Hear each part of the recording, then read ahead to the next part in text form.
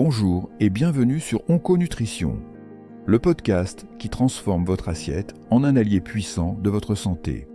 À chaque épisode, découvrez des stratégies nutritionnelles élaborées par des médecins nutritionnistes et fondées sur les dernières avancées scientifiques.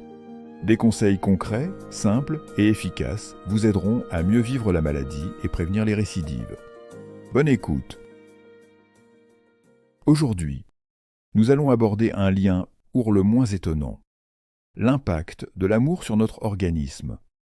Peut-il réellement favoriser le rétablissement, au même titre qu'une bonne nutrition? Vous allez voir, la réponse est beaucoup plus concrète qu'il n'y paraît. Le sujet que nous abordons découle des travaux du Dr Eleonore Djikeoussi, oncologue et experte en micronutrition.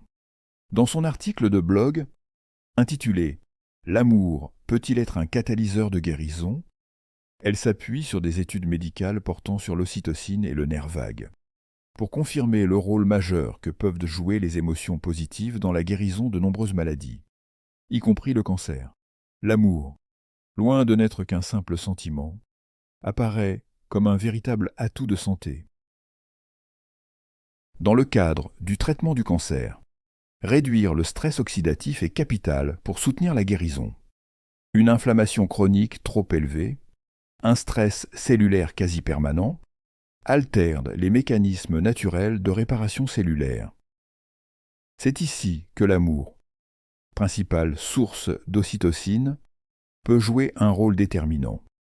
En aidant l'organisme à se détendre, il limite le stress permanent et contribue à la régulation de l'inflammation.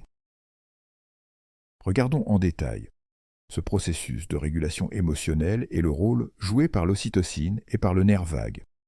En situation de stress, notre système nerveux sympathique, dit de lutte ou de fuite, prend le dessus. Production de cortisol, montée d'adrénaline, accélération du rythme cardiaque. À court terme, ces réactions sont utiles pour faire face à un danger. Mais, à long terme, un stress permanent peut mener à l'inflammation chronique, à des troubles immunitaires et même à certaines maladies chroniques, comme le cancer. Souvent associée à la période de l'allaitement chez les mammifères, l'ocytocine est pourtant bien plus qu'une hormone du lien, véritable agent anti-inflammatoire et anti-stress. Elle contribue fortement à maintenir l'équilibre de notre organisme. Selon le Dr Djikeoussi, elle favorise un état de paix cellulaire, évitant la lutte permanente liée au stress chronique. Un autre super-héros de la régulation de notre organisme est le nerf vague, assimilé au système parasympathique. Ce nerf du système nerveux autonome relie le cerveau, le cœur et l'intestin. Stimuler le nerf vague par des pratiques de relaxation, une respiration profonde ou encore des émotions positives, comme l'amour, renforce la tonicité vagale et active la réponse de calme. Résultat, une meilleure digestion, une diminution de l'inflammation et un soutien accru du système immunitaire. Dans un parcours de soins oncologiques où l'objectif est de soutenir au maximum les défenses naturelles, ce mécanisme prend alors tout son sens. Les émotions positives sont donc un levier essentiel dans l'optimisation des traitements. On pourrait croire cela évident. Et pourtant, le Dr Djikeoussi déplore que l'amour et le soutien affectif soient peu étudiés en oncologie, et encore si rarement intégrés au protocole de soins. Historiquement, la médecine occidentale s'est surtout concentrée sur les symptômes physiques, laissant les facteurs émotionnels ou familiaux au second plan. Heureusement, une approche plus holistique émerge peu à peu. Certains hôpitaux en France et à l'étranger intègrent désormais des techniques de pleine conscience, de sophrologie ou de soutien psychologique dans leurs programmes de soins. Les résultats sont encourageants. Réduction du stress, plus grande sérénité, meilleure qualité de vie et rétablissement plus rapide après une chirurgie, ou effets secondaires moins lourds pendant la chimiothérapie. L'amour est donc un allié complémentaire au traitement médicamenteux et à l'onconutrition. Rappelons qu'une alimentation adaptée, riche en antioxydants, en oméga 3, en vitamines du complexe B, en protéines de qualité, en oligoéléments, aide à diminuer l'inflammation, à soutenir le microbiote intestinal et à favoriser la réparation cellulaire.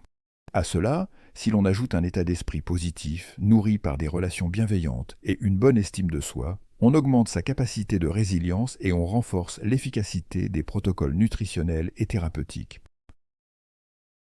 Nous comprenons donc que pour produire de l'ocytocine, il faut cultiver l'amour, le contact physique, les gestes simples, comme sourire, exprimer son soutien, ou faire un compliment sincère.